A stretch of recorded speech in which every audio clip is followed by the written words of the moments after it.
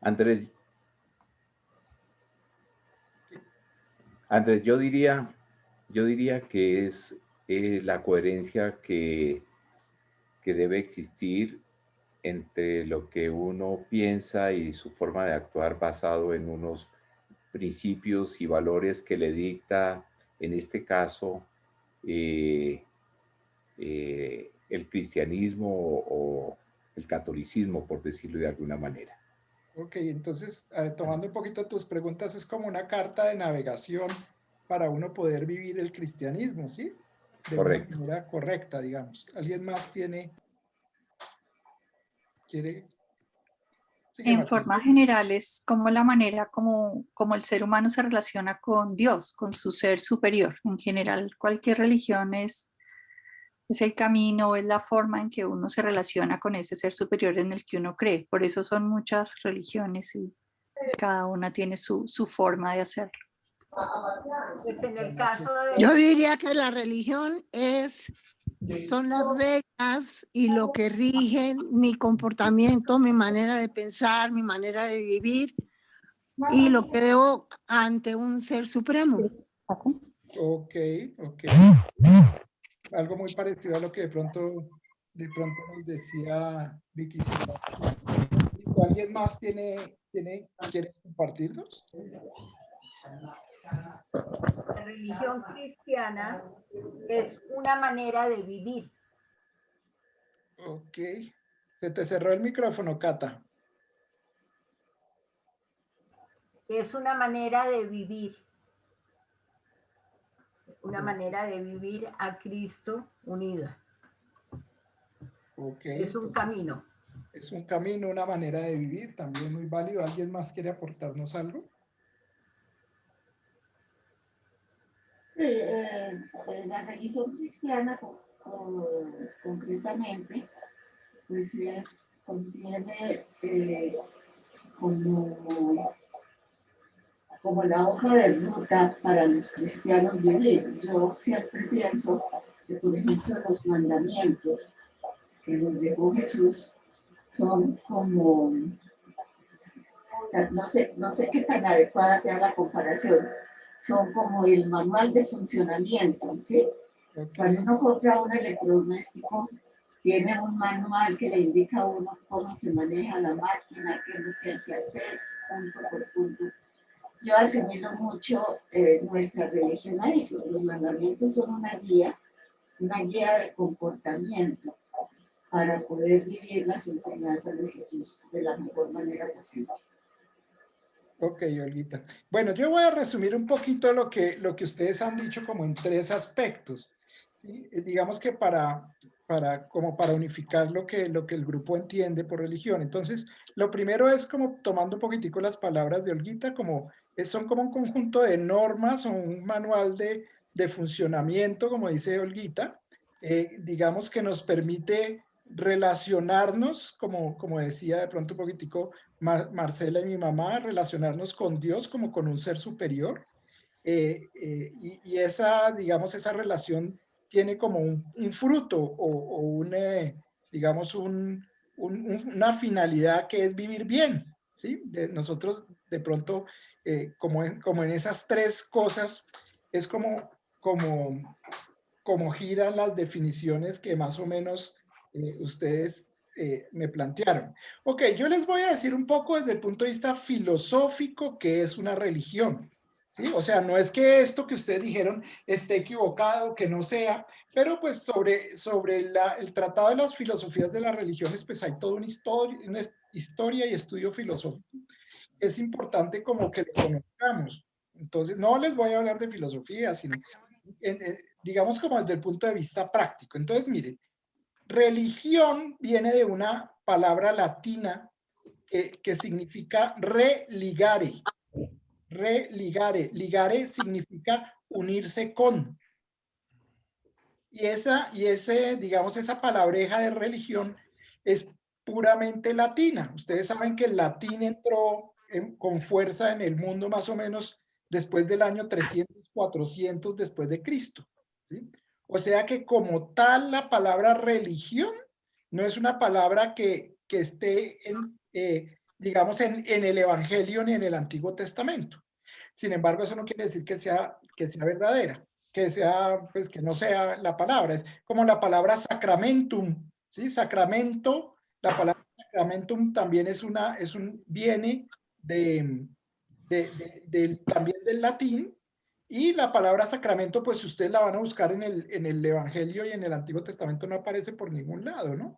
Pero sí aparece lo que significa sacramento. O sea, el Señor instituyó el sacramento de la Eucaristía, el Señor instituyó el sacramento del bautismo, sino que más adelante, por allá en el año 300, 400 después de Cristo, como que entendieron que era eso y le pusieron un nombre. Más o menos pasó lo mismo con la palabra religión. Religión entonces viene de unirse con. ¿Por qué digamos que apareció esa forma de definir la unión con quién? Porque es que una unión pues no puede ser con una cosa, pero pues no tiene mucho sentido uno humano unirse con una cosa. Entonces, religión significa unirse con una persona. O sea que desde ese punto de vista, entonces hay una palabra que se llama religare. Religare. Si yo me religare con mi esposo, entonces me estoy uniendo con mi esposo. ¿Sí? En el caso de las mujeres, o si yo me religare con mi esposa, yo me estoy, digamos, es como la parte de unión del matrimonio con la esposa. O sea, es una unión con una persona. Entonces, la palabra religión significa que estamos en relación con. Y esa relación es con una persona. ¿Sí? Nosotros todos tenemos relación, ¿no? Yo puedo tener una relación con Marcela, una relación con Luz Marina, una relación con Gladys, ¿sí? Una relación con Catalina, ¿sí? Y esa relación se llama también religión, ¿sí? O sea, desde el punto de vista etimológico también es una religión. Lo que pasa es que ya digamos que filosóficamente, esa religión, la palabra religión se definió para la relación que yo tengo personal con mi creador. Quieren, anótelo porque eso es muy importante. Entonces la palabra religión es la relación mía, que no se nos olvide, mía con mi creador. Eso significa religión, que viene de toda la historia que yo les conté. Entonces, nosotros pertenecemos a una religión, ¿sí? No porque, digamos, sigamos un conjunto de normas y queramos vivir bien, como los especificaban ustedes, sino porque yo tengo una relación con mi creador. Con mi creador, como lo llame, esa religión es, digamos, es una relación con el Todopoderoso, con el que me da sentido en mi vida, unos lo llaman Dios, otros lo llaman Alá, otros lo llaman Krishna, ¿sí? Hay religiones que no tienen Dios, como el budismo, por ejemplo, ¿sí? Hay religiones que en Dios ven, digamos, los resultados potentosos de la naturaleza. Entonces está el sol y ponen al sol como Dios, está la luna y ponen a la luna como Dios, el viento también. Sí, en nuestros indígenas era muy común que el sol y la luna pues significaran ese tipo de relación con el Todopoderoso. También, y eso es solamente de nuestros pueblos indígenas, muy de latinoamericanos, que la relación, el Dios de ellos era la Pachamama, el Dios que los sostenía. La mamá Pachamama significa el que les da pecho, ¿sí? Era la mamá que les daba pecho, que les da de beber leche materna. Eso significa Pachamama para los indígenas, no exactamente la etimología de la palabra, pero ese era el sentir. Cuando ellos hablaban de su Dios Pachamama, hablaban del que les daba de beber, de esa mamá que les daba esa leche materna y los permitía subsistir. Entonces, fíjense que el pensamiento filosófico de Dios viene de una relación personal, ¿ok? Entonces nosotros lo primero que tenemos que reflexionar ahí es, oiga, ¿mi religión es personal con Dios? Esa es una pregunta bien profunda. Sí. O mi religión, bueno, vamos a ir avanzando, pero yo diría que la primera pregunta es esa. ole, yo pertenezco a una religión que se llama el catolicismo. El catolicismo es un conjunto, digamos, de dogmas, como lo decían ahí adelante, o es una manera de vivir, como decía mi mamá. El catolicismo es una relación que yo tengo con Dios, o es solamente esa manera de vivir. Esas son las preguntas que nos podemos ir planteando. Entonces vamos a avanzar un poquitico más allá. Hasta ahí tenemos una relación con un todopoderoso, ¿sí? Esa relación con ese todopoderoso es una relación bien bonita, porque el todopoderoso no lo podemos captar con las manos ni con los sentidos. No lo podemos ver, no lo podemos oler, no lo podemos morder, ¿sí? No lo podemos palpar, pero curiosamente todos nos podemos poner de acuerdo en que el Todopoderoso o esa relación que por la cual hoy estamos aquí existe, es una realidad. O sea, es una realidad que no podemos captar con los sentidos. Y la filosofía le dice a eso las realidades trascendentes. Son cosas que sabemos que existen, ¿sí? Pero que no podemos captar con los sentidos. En este caso, es una persona. Sabemos que existe porque nos relacionamos con él, pero no lo podemos captar con los sentidos, pero lo experimentamos profundamente en nuestra vida en nuestro corazón. Hasta el punto en que los mismísimos apóstoles todos dieron la vida, ¿sí? por esa persona, Dios, y que nosotros llamamos Dios. Ese es, digamos, uno. Ok, entonces ya sabemos que es una relación con un trascendente, que esa relación con el trascendente es personal, que es una relación que tenemos cada uno con nosotros. Esa es la parte, digamos, vertical de la cruz, ¿sí? La parte vertical de la cruz es esa relación que cada uno tenemos de nosotros con el Señor, con el Creador, con el que nos da la vida, con el que nos mantiene, con el que nos sostiene y nos sustenta, con el que nos da el amor, ¿sí? Con el que nos da la esperanza. Eso es nuestro Creador. Ok, vamos entonces a avanzar un poquitico más para allá. Entonces nosotros, digamos que nosotros no somos católicos, imaginémonos que no somos católicos y acabamos de descubrir esa relación con Dios, o sea, esa forma de relacionarnos con nuestro Creador. Entonces enseguida nosotros decimos, oiga, pues yo conozco, experimento a esta persona, pero quiero acercarme más a él, quiero saber cómo es él, qué quiere él de mí, para qué me tiene aquí. ¿Cómo debo actuar? ¿Sí? ¿Cómo debo actuar yo y cómo debo actuar con mis hermanos también, ¿no es cierto? Esa es, digamos, la gran interrogante que tuvieron los primeros personas que experimentaron esa religión, esa relación con el Creador. Y entonces empiezo yo digamos, a hacer un esfuerzo como humano para poder entender eso, ¿sí? Y ese esfuerzo yo lo empiezo a materializar en una cantidad de experiencias.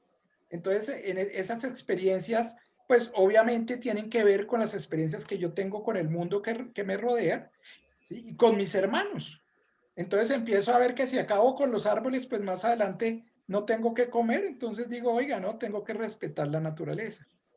Empiezo a ver que si mato a mis hermanos, como hablábamos en la clase pasada del mandamiento no matarás, pues mato a los de mi sangre, ¿sí? Y eso pues tampoco tiene sentido. Entonces digo, oh, no matarás, ¿sí?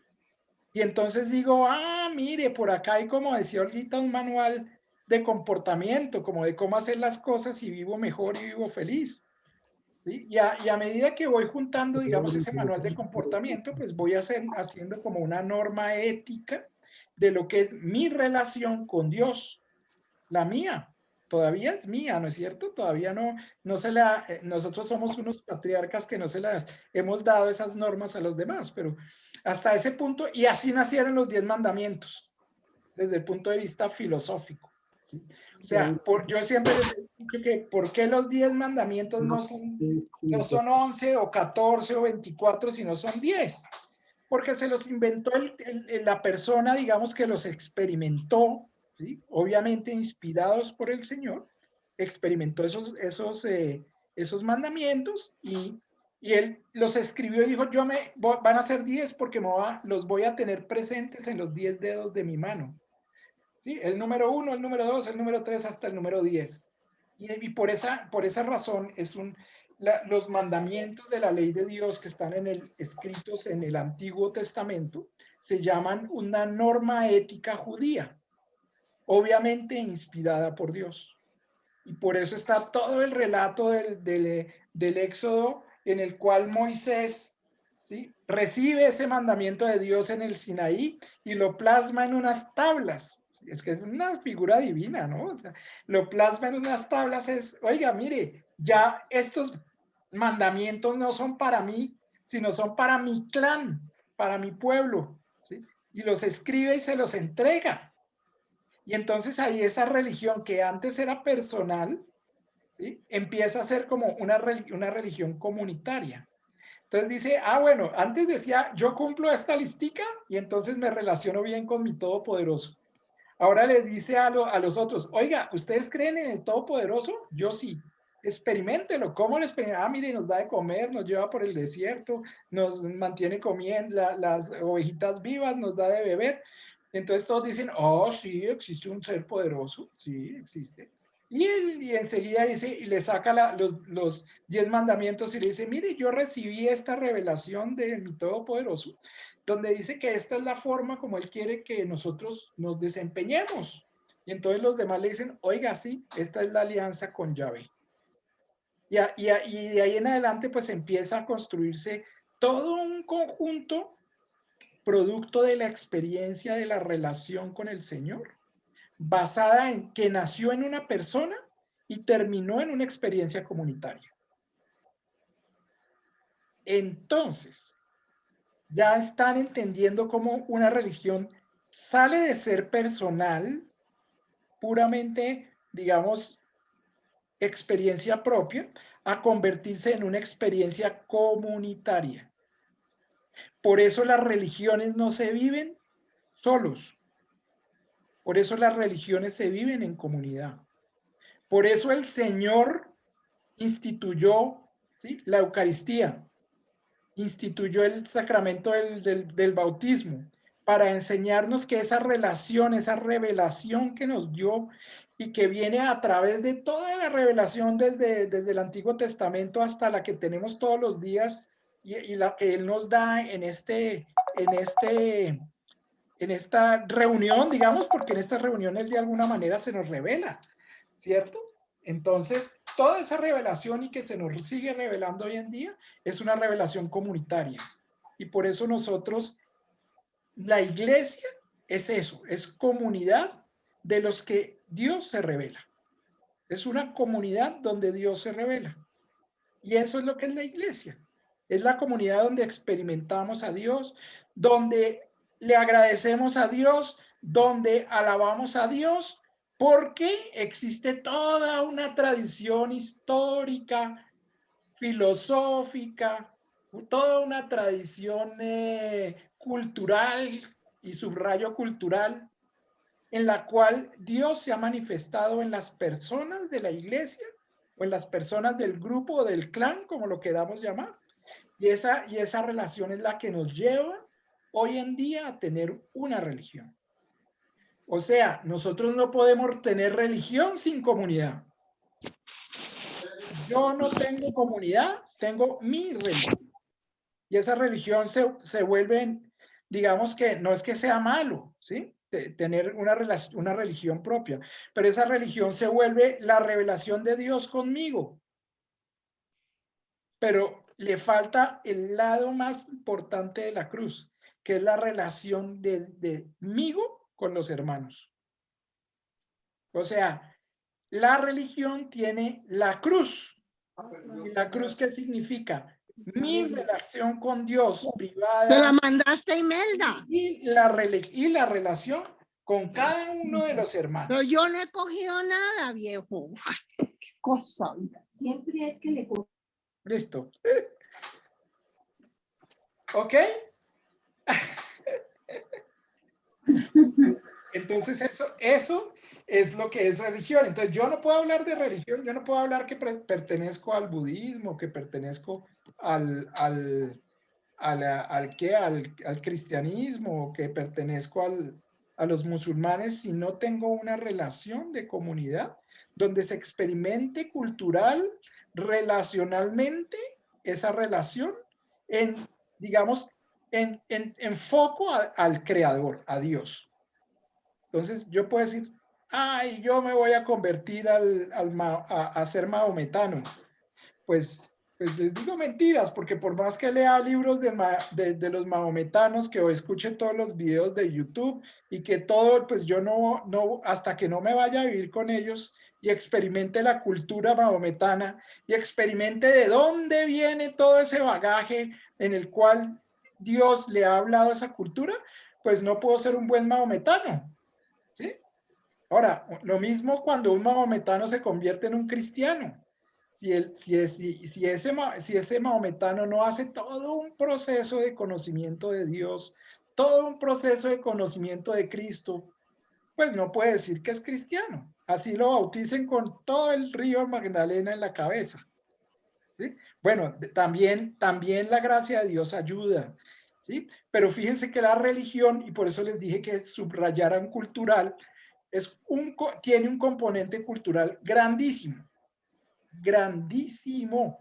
Nosotros tenemos un componente, casi podría decir que nuestra religión católica de aquí de Latinoamérica o de Colombia es muy diferente a la religión católica de donde está el Papa, ¿sí? Es otra religión católica, porque digamos que la experiencia de Dios que tenemos nosotros acá como latinoamericanos es diferentísima a la experiencia de Dios que tiene un europeo, diferentísima a la experiencia de Dios que tiene un estadounidense cristiano católico, pues bautizado y todo, y eso lo tenemos que entender.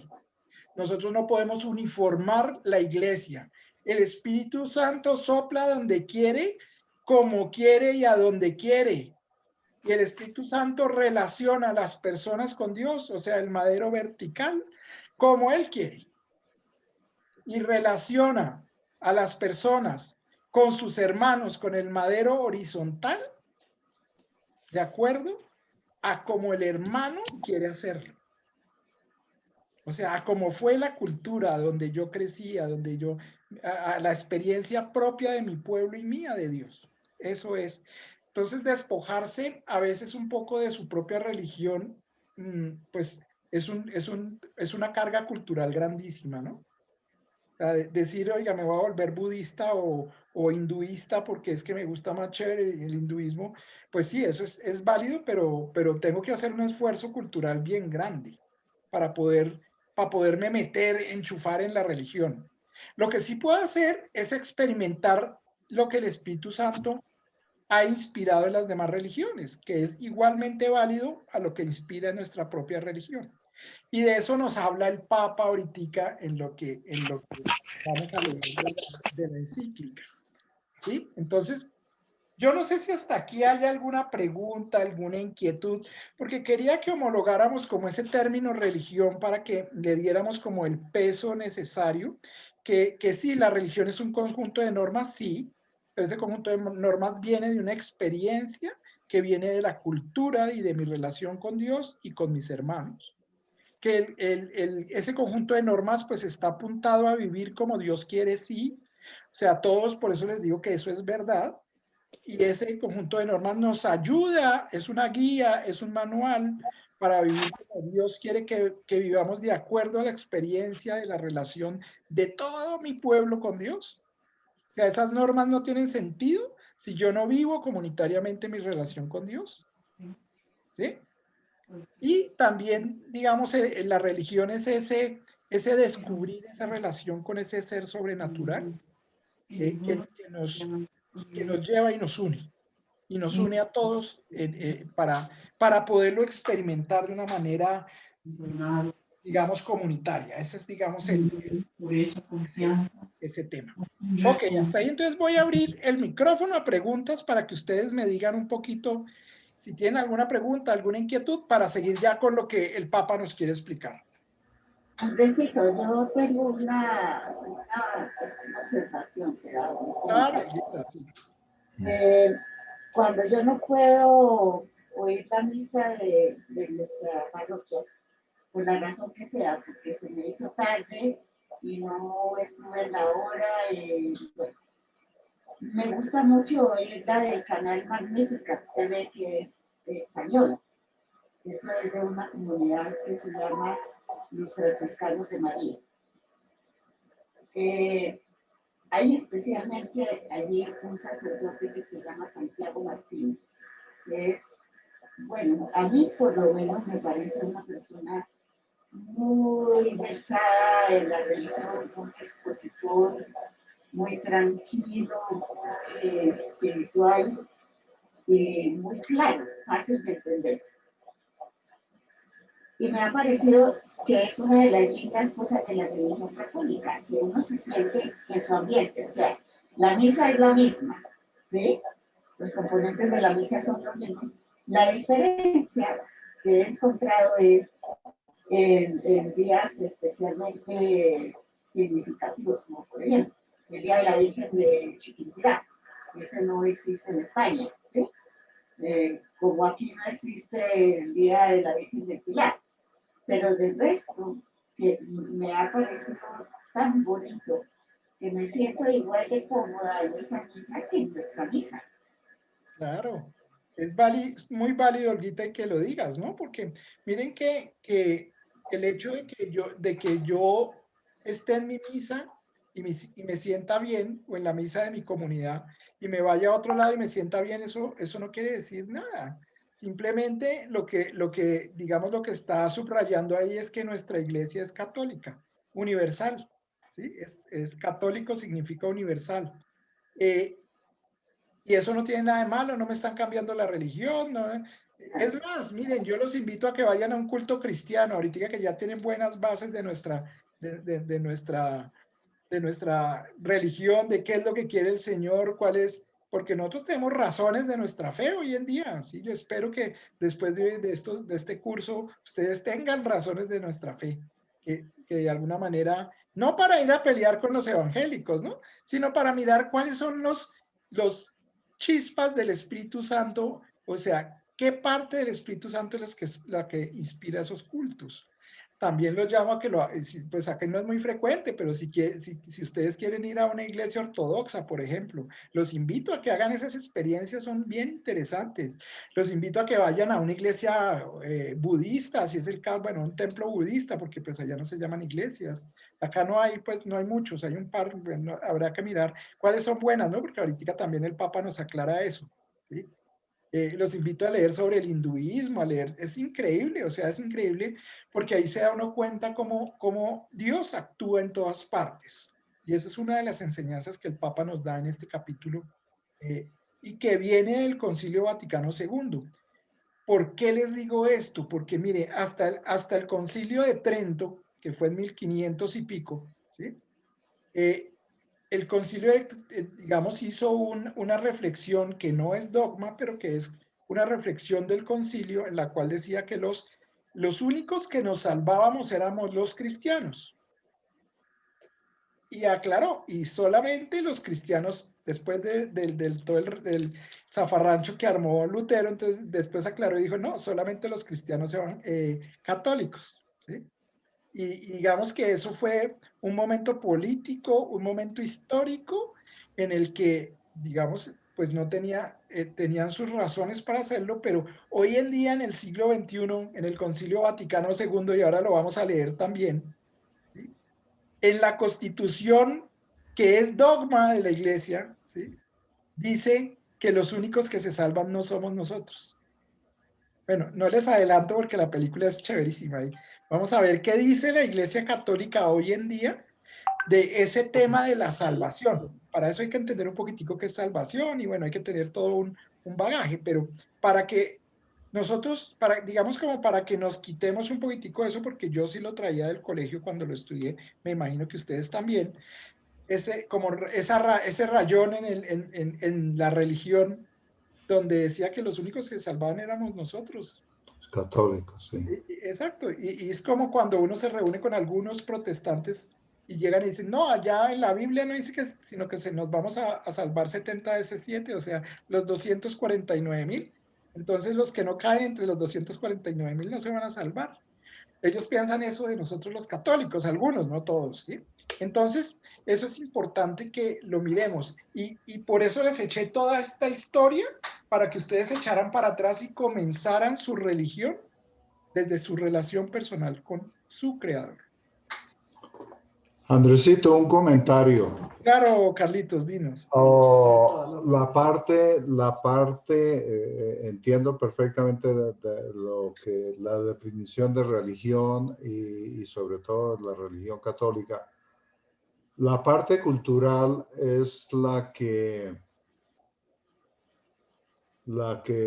me parece que es una cuestión medio externa, no es tan arraigada, porque uno ve, por ejemplo, el rito de la misa. A donde tú vayas, es el mismo. Lo único que obviamente, sí, desde el punto de vista cultural es diferente, son, digamos, las canciones. Y pasan de sitio a sitio, ¿no?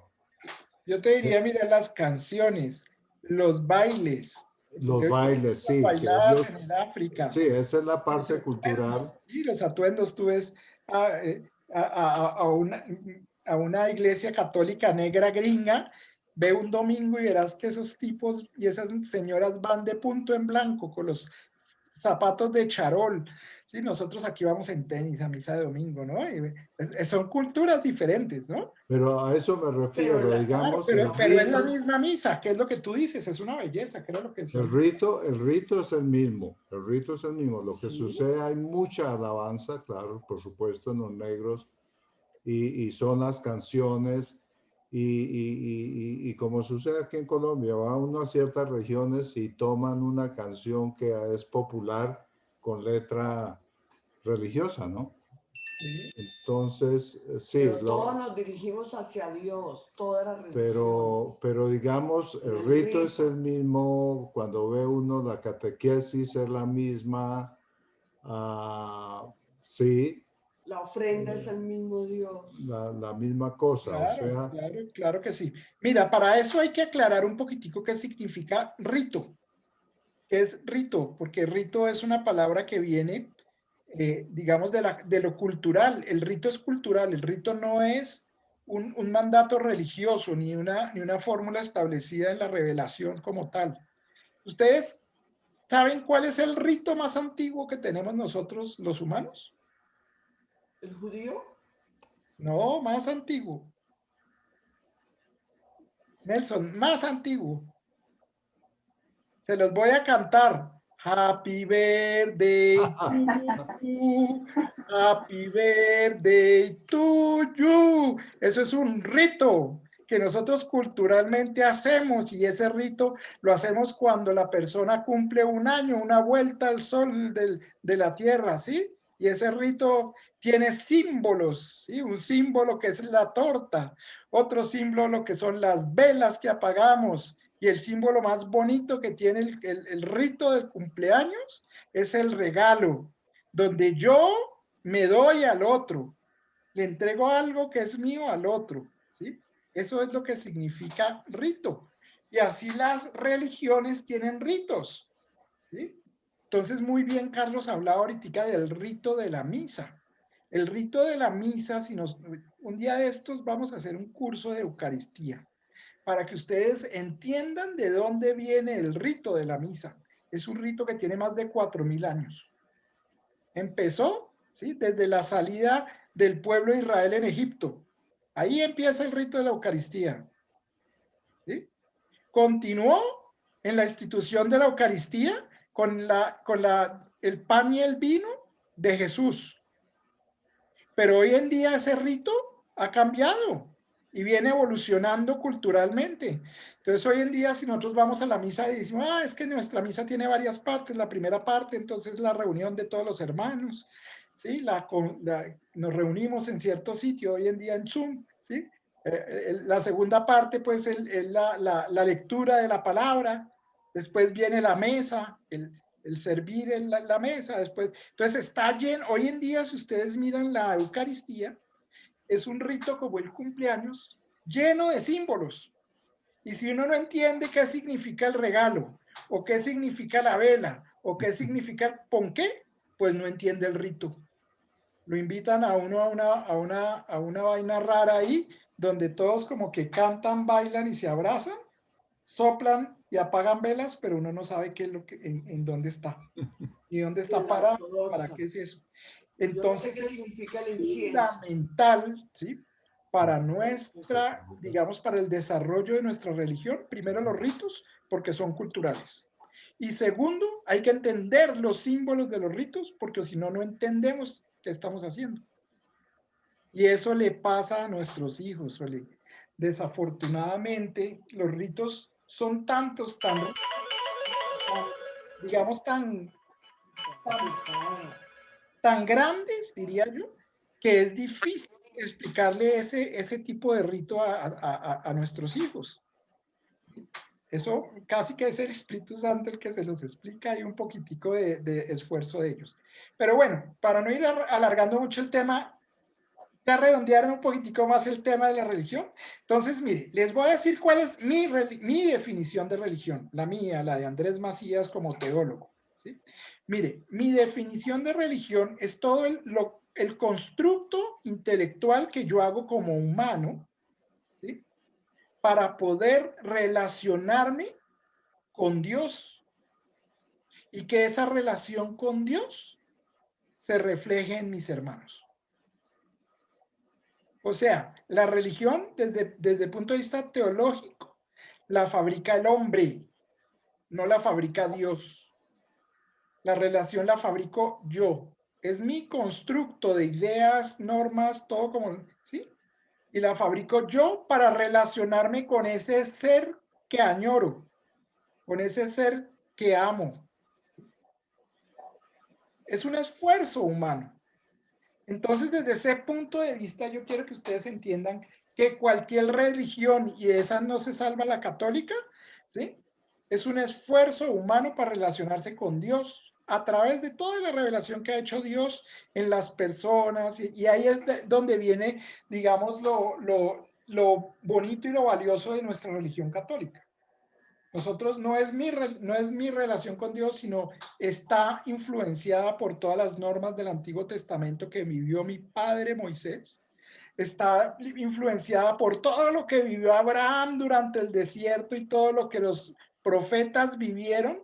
Está influenciada por todo lo que los cristianos vivieron en el momento en que vivieron con Jesús y sigue influenciada por todo lo que vivimos hoy en día en este mundo cristiano con el problema del paro, con el problema de gracias a Dios, que todavía nos tiene aquí hablando.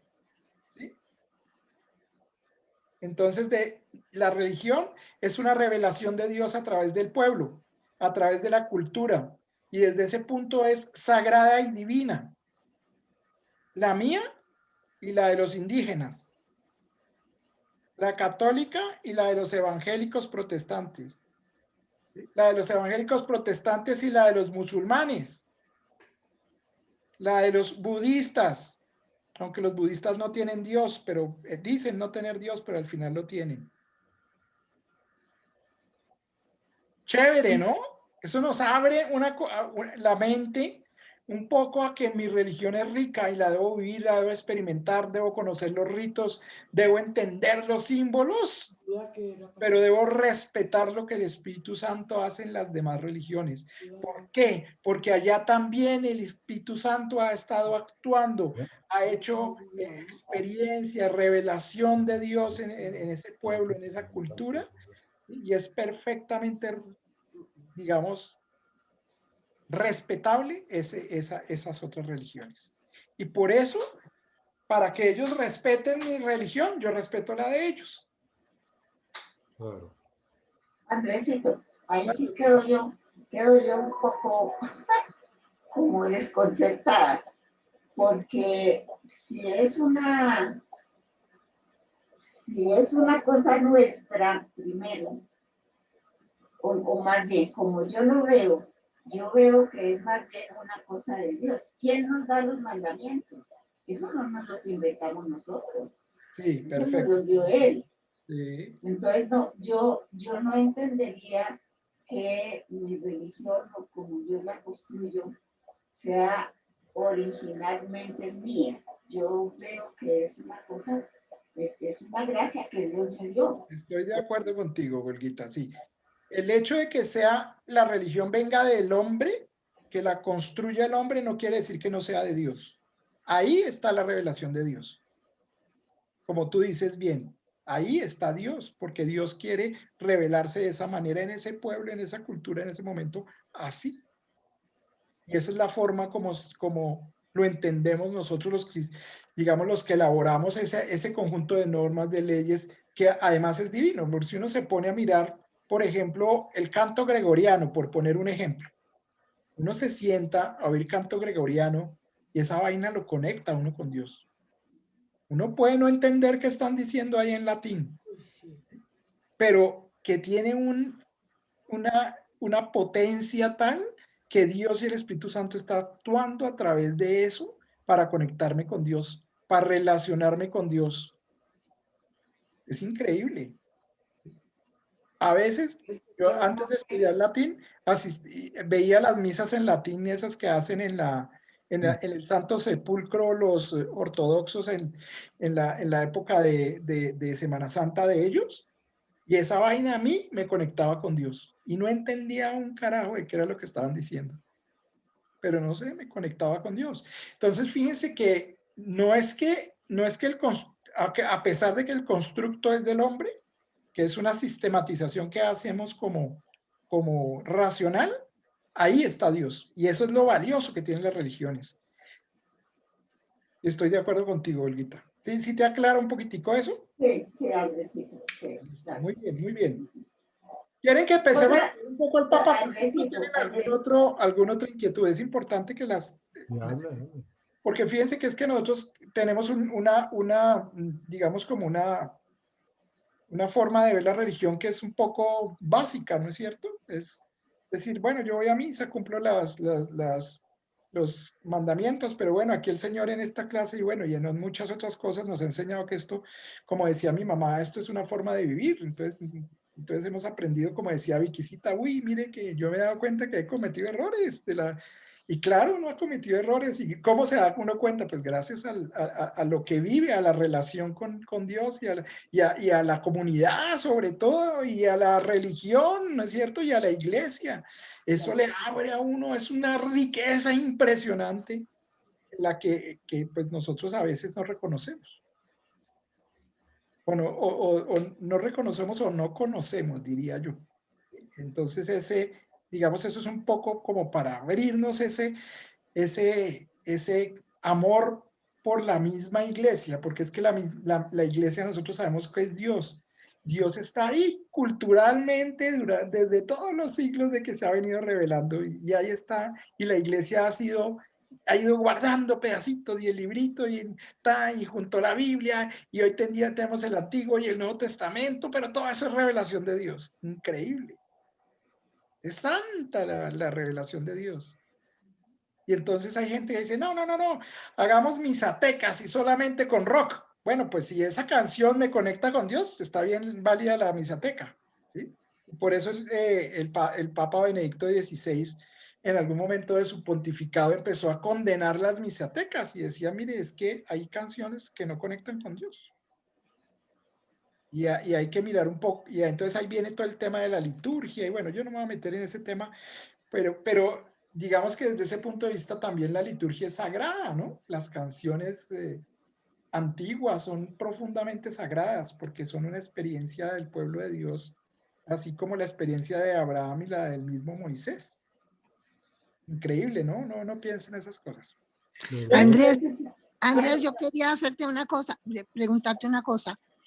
En mi concepto, yo creo que tristemente los católicos son porque la religión también, sea la que sea, hay que estudiarla y profundizarla y entenderla.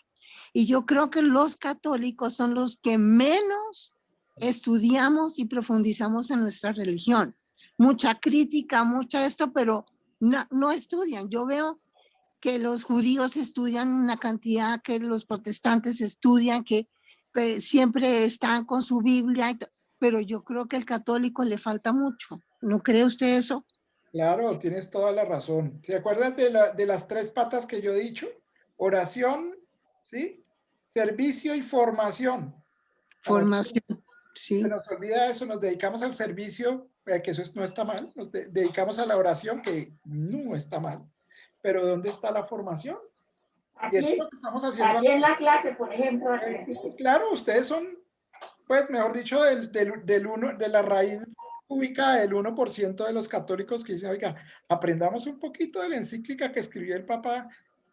No la leamos solos, porque pues una cosa es leérsela uno solo y mire, yo lo que he aprendido aquí, tratando de un poquitico chapucear lo que dice el Papa con ustedes, es increíble lo que el Espíritu Santo me ha enseñado a través de este curso. O sea, aquí el curso no lo dicto yo y ustedes aprenden. No, aquí yo creo que he aprendido más yo que ustedes.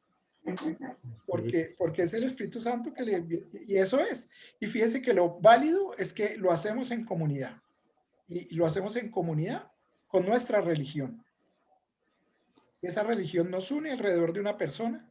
Y esa persona es el creador.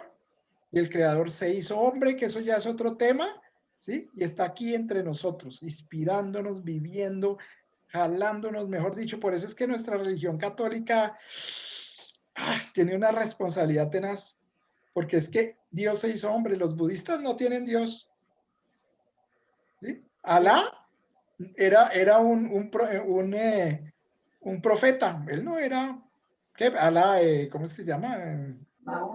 Mahoma no era un profeta que experimentaba Alá, pero Alá nunca se ha hecho hombre. Ninguno de los dioses hindúes, ni Vishnu, ni Shiva, ni nada se ha hecho hombre. Son profetas de este mundo. ¿Sí? En cambio, nuestro Dios se hizo hombre. Los que hemos experimentado esta religión, esta forma de vivir por pura experiencia del Espíritu Santo y que nos colocó a nuestros papás y mamás católicos y nos bautizaron, nos dieron un regalo grandísimo de religión. Lo podemos tocar, lo podemos palpar, no lo podemos comer en la Eucaristía. Él se parte y se reparte todos los días en la Eucaristía a nosotros. Pero gracias a nuestra fe. Si no gracias a la fe que Él nos regala. Sí. No es la nuestra, Glorita, es la que Él nos regala. Eso es increíble. Eso es increíble. La que nos da el Espíritu Santo en el bautismo. Claro, el Espíritu Santo es el mismísimo Dios infundiendo la fe en cada uno de nuestros corazones. O sea que nosotros sin bautismo no seríamos nada. Pues somos unos bendecidos porque nos bautizaron, pero sin bautismo seguiríamos siendo hijos de Dios. Increíble, ¿no? Con el Espíritu Santo. Con Espíritu Santo. Sí.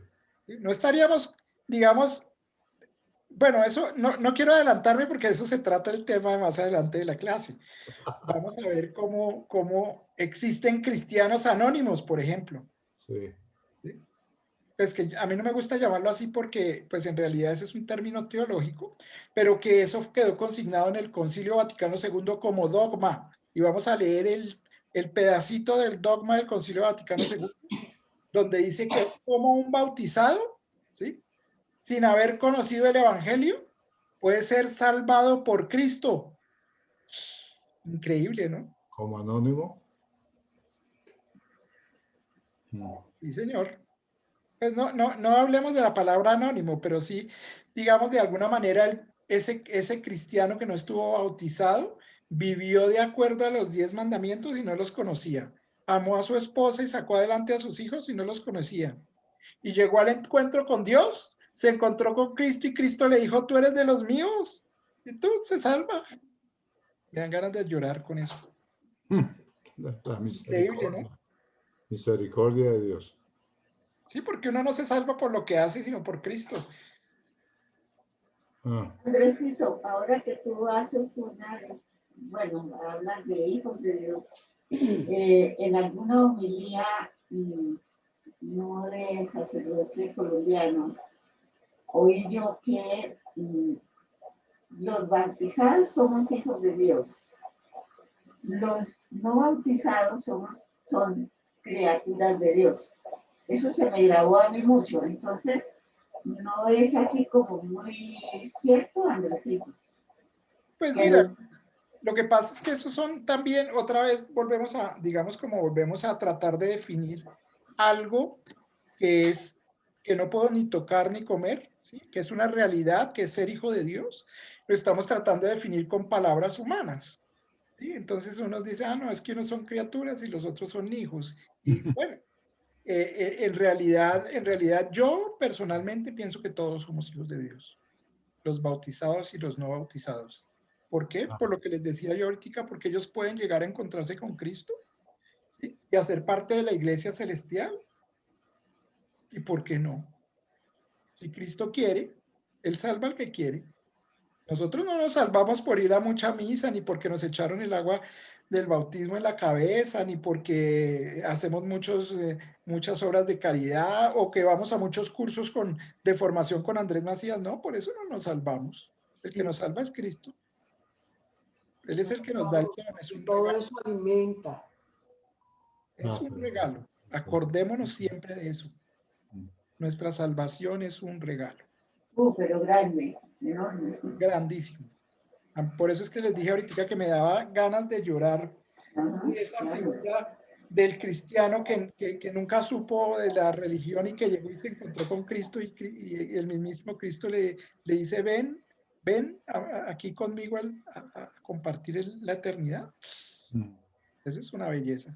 Eso, Yo increíble. sí lo creo, Andresito, porque la misma concepción, el mismo nacimiento, tanto de un cristiano como no cristiano, de un bautizado como no bautizado, es ese milagro tan especial que es un milagro de Dios. El que uno nazca, Ahora, que ya lo hayan bautizado, eso es culpa de los padres, a lo mejor no tuvo la oportunidad porque no fue iniciado. Pero la concepción, eso es todo desde el comienzo del mundo, es una obra de Dios.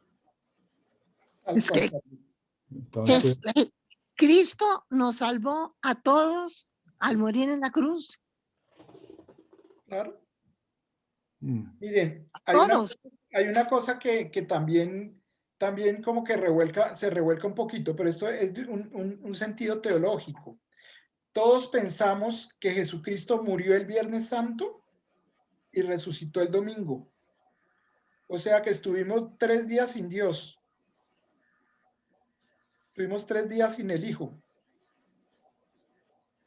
Eso es una forma de entender y como nos lo hace entender, digamos, la forma de explicarnos la muerte y resurrección del Señor. Pero teológicamente, ¿sí? Cristo murió y resucitó en la cruz. ¿Por qué? Porque Cristo es Dios. claro. Dios no tiene tiempo, ¿sí? Es eterno, no tiene tiempo. Entonces, en el momento en que Él murió, ya resucitó. Para nosotros, para que nosotros lo entendiéramos, Él hizo la pedagogía de los 3 días. Pero desde el punto de vista teológico, ¿sí?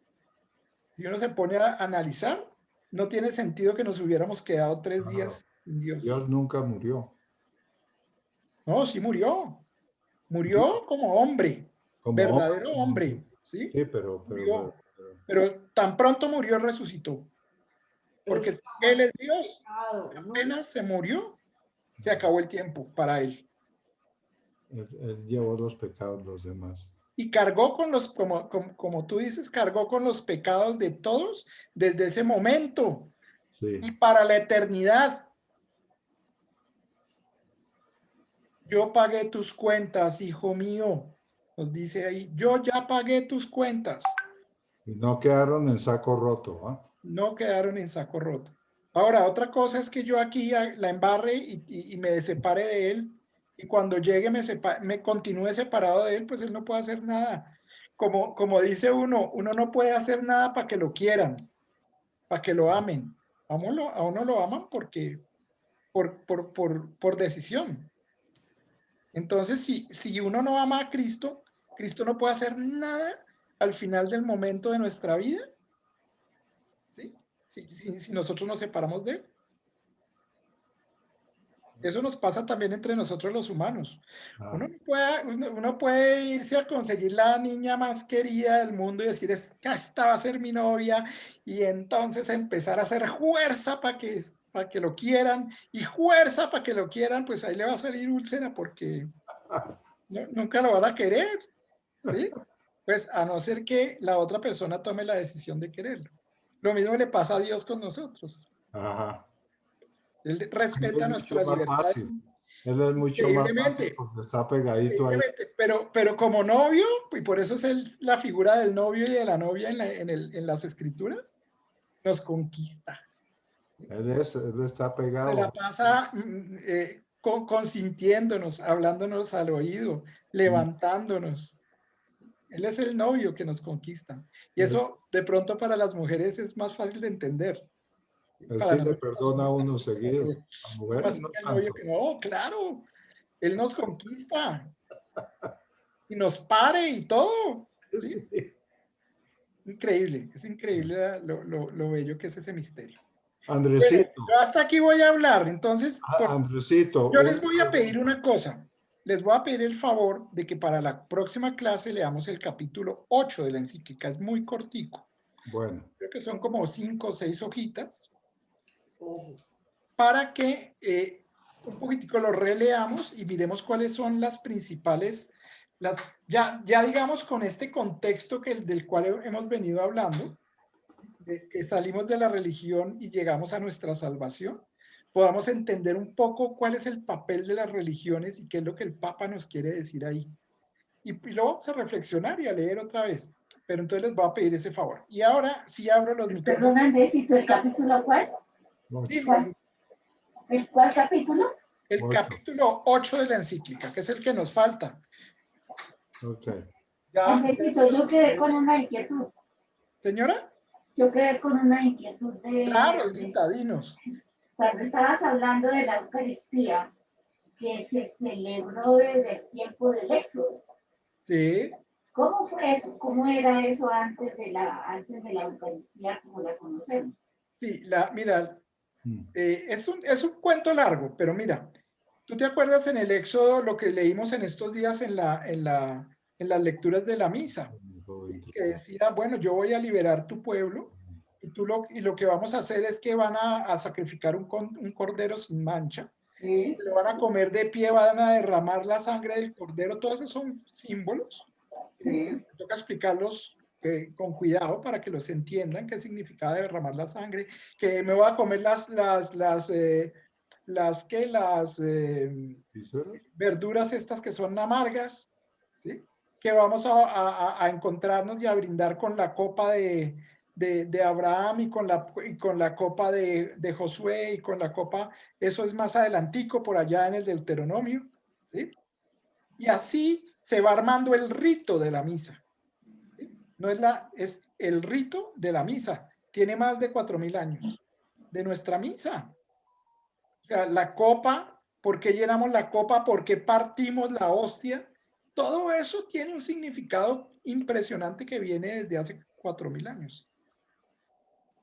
Y por eso les digo, chévere que hagamos un cursito pequeño flash de Eucaristía para saber de dónde viene el rito de la Eucaristía, para que podamos entender los símbolos. Y sí me dejaste frío. Ay, sí, por favor, interesantísimo.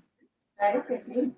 Entendamos al final que es comulgar, que es comunión y que es transustanciación. Y todas esas cosas que uno como que las entiende, pero que como que no las vive. O las vive, pero las vive por una acción del Espíritu Santo, porque a mí tampoco me las explicaron hasta que me las explicaron. Eso tiene cosas bien bonitas.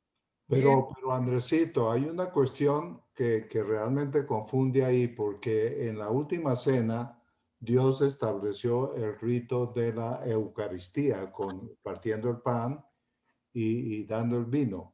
Entonces, yo hoy estoy convencido que esa es la representación de Jesucristo como hijo después de su muerte. Compartir el pan. Mira, Compartir mi Eso tiene un sangre. símbolo muy importante.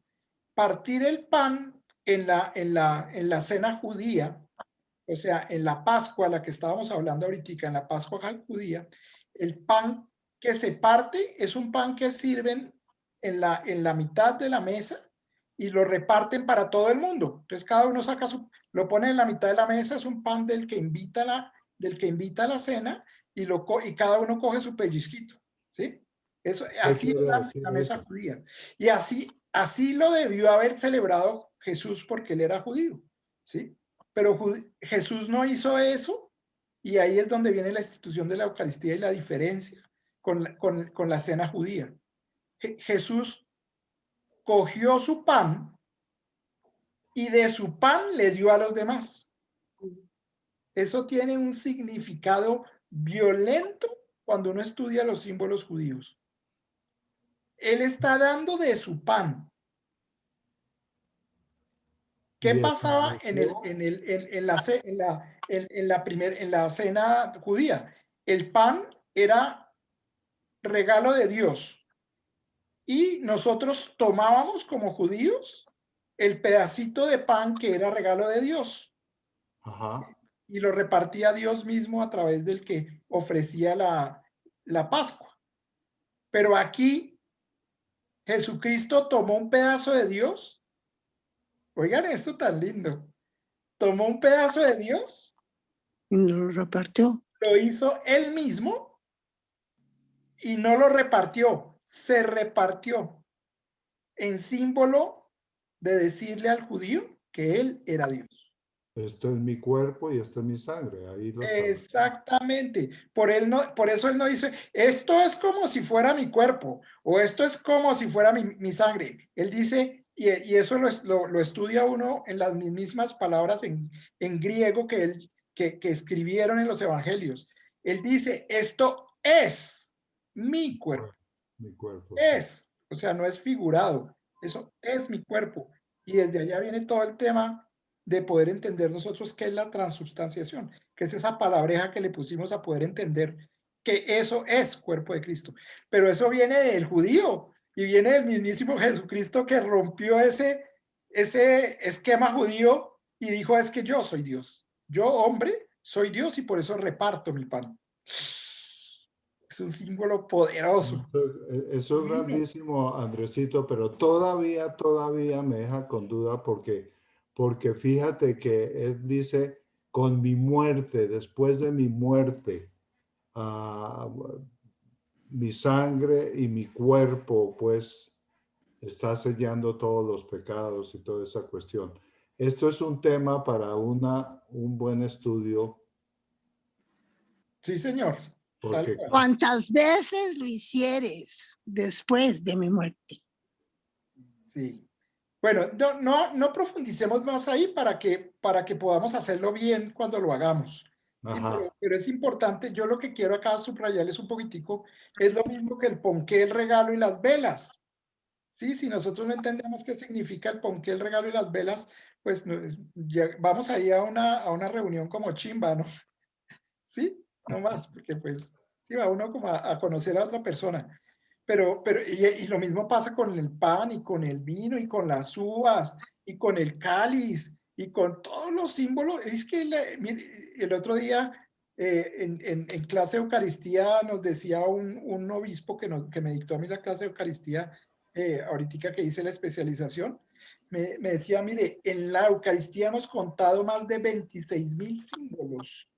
26,000 símbolos que vienen, claro, como es tan antigua, tiene 26,000 símbolos, han contado, cada uno con su significado, así como el que yo les decía del partir del pan. Increíble, ¿no? Nosotros yo creo que entendemos 5 o 6 de los 26,000.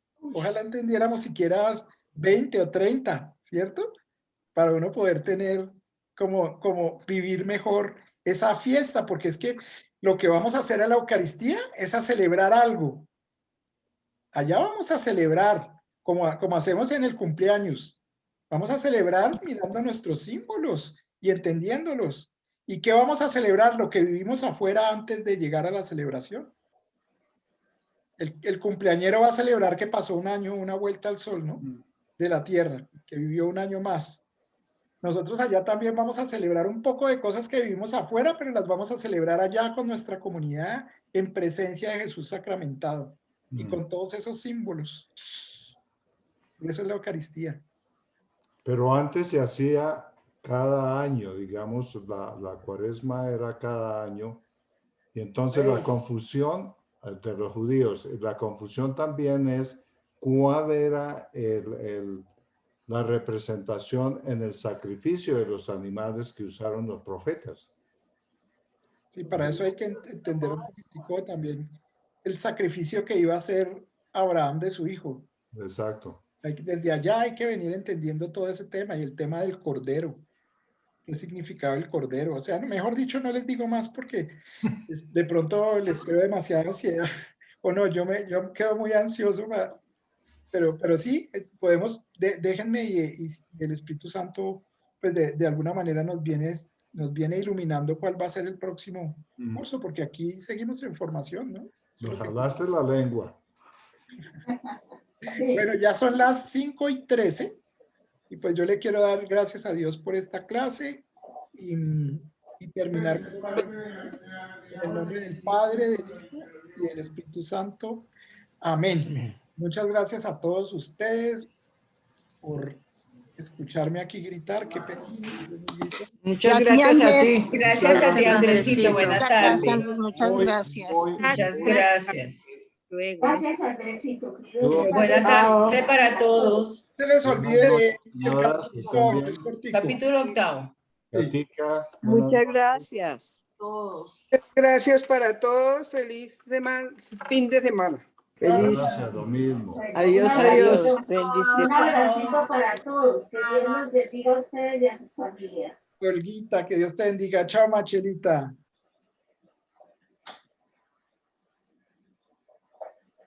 Maravilla. Vamos al cafecito, ¿no?